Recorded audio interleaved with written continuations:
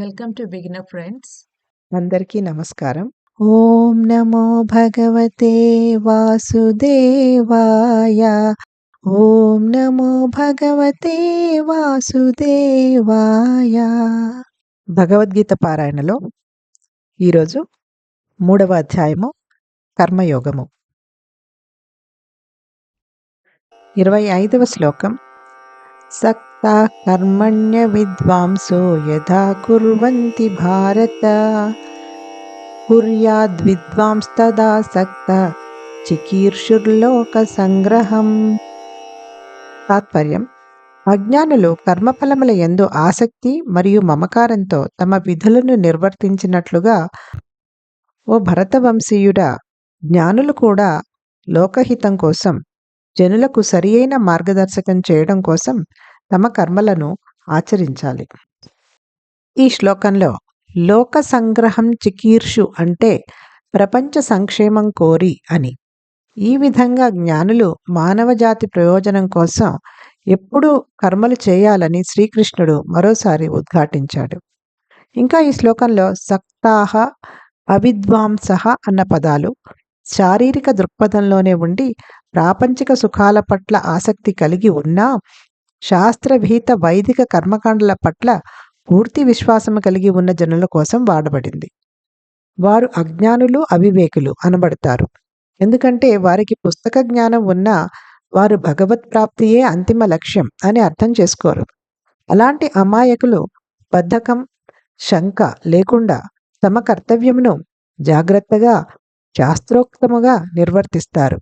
వైదిక ధర్మాలను, కర్మకాండలను చేయటం వలన వారు కోరుకున్న భౌతిక ప్రతిఫలం వస్తుందని వారికి పూర్తి విశ్వాసం ఉంటుంది. ఉన్నతమైన భక్తి యందు శ్రద్ధ కలగకుండానే అలాంటి వ్యక్తులకి విహిత కర్మల పట్ల ఉన్న నమ్మకాన్ని పోగొడితే వారికి దిక్కుతోచని పరిస్థితి ఎదురవుతుంది.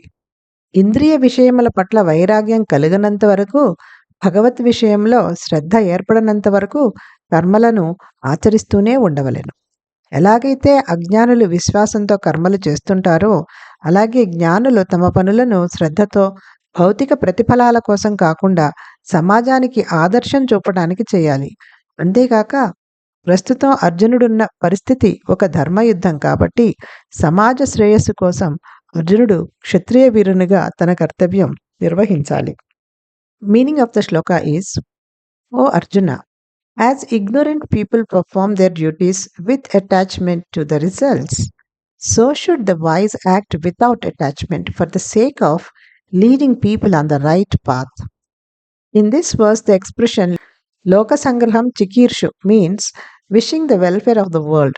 Thus, Sri Krishna again emphasizes that the wise should always act for the benefit of humankind. Also in this verse, the expression Saktaha Avidvamsaha has been used for the people who are as yet in bodily consciousness and hence attached to the worldly pleasures, but who have full faith in the Vedic rituals sanctioned by the scriptures. They are called ignorant because though they have bookish knowledge of the scriptures, they do not comprehend the final goal of God realization. Such ignorant people perform their duty scrupulously according to the ordinance of the scriptures without indolence or doubt. They have firm faith that performance of Vedic duties and rituals will bring the material rewards they desire. If the faith of such people in rituals is broken, without their having developed faith in the higher principle of devotion, they will have nowhere to go. Therefore, such people should continue to perform karma as long as they have not developed renunciation from the sense of objects and attachment to God. Sri Krishna urges Arjuna that just as ignorant people faithfully perform ritualistic duties, so also the wise should perform their works dutifully, not for material rewards, but for setting an ideal for the rest of the society. Besides, the particular situation in which Arjuna finds himself is a dharma yuddha.